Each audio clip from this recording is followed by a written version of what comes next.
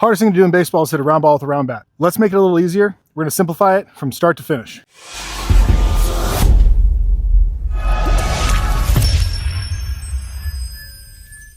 Couple foundations you want to focus on. One, think about like jumping into a stance like you're going to play defense. That's about the bend you want to have in your legs. You want to be able to go either way. Be athletic. For a lot of you, your number one ability is that you're athletic. Stay athletic. Number two, when we load, however we load, we want to have a bend in our waist. Stand up and twist. There's not going to be any tension. Bend forward and twist, and now you have some tension. It's because your body turns into a spring when we bend forward. So as we load, I want to have a bend in my waist. I want to feel some readiness here. It's going to feel like a little bit of tension, but it should also mean you're ready. You shouldn't be able to hold your loaded position for very long comfortably. Being comfortable when you get to your loaded position is not necessary. Load to be ready to go. When your foot lands, we're going to go. With our load, it's better to start it early and slow with our hands, pick up and control when we land. If I can control when I land, now I'm in control of my swing. I'm in control of my timing. Hitting is timing. Pitching is disrupting timing. Don't let them disrupt you. Now, once I'm loaded, watch major league hitters. Their hand and their wrist are behind their elbow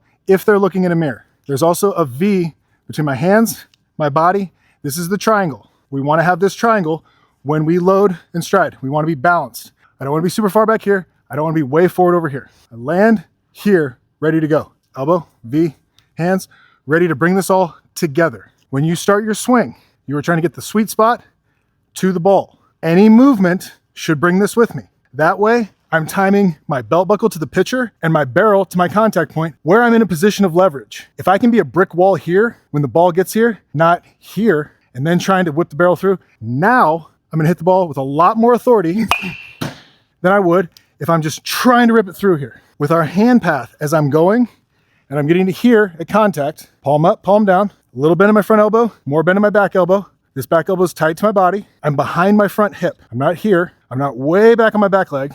I'm letting my back, hip, knee drive with my hands. And as soon as I start my swing, I'm racing my barrel, trying to get it in front of my hands. So I'm here. Everything goes through. Some people ask, should I let go with one hand? Should I not? Finish with two. And then as you get more comfortable, if you want to let go with one after the ball is completely gone, go ahead. But I'm going to show you a little secret. You'll notice a lot of big leaguers, when they finish, pin this front elbow to their body, and it creates more torque through the zone here.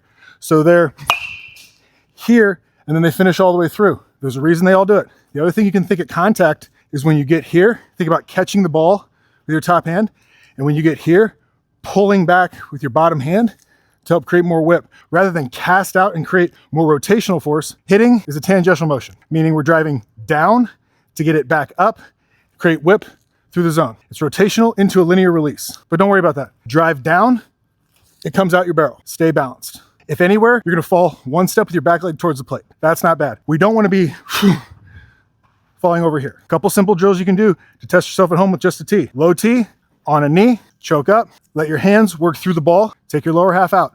So I'm here.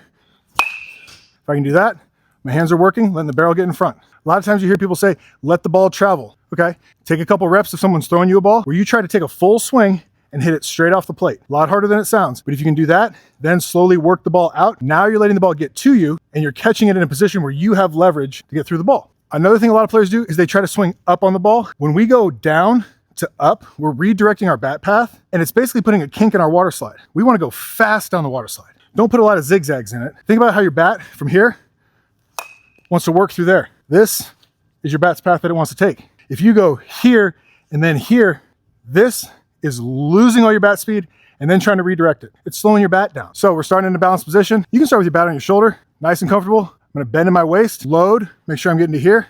Nice V power position, hand, wrist behind my elbow. Everything is connected here. And I'm gonna be a better hitter. Start there. I'm Swagging Shades, hope that helps.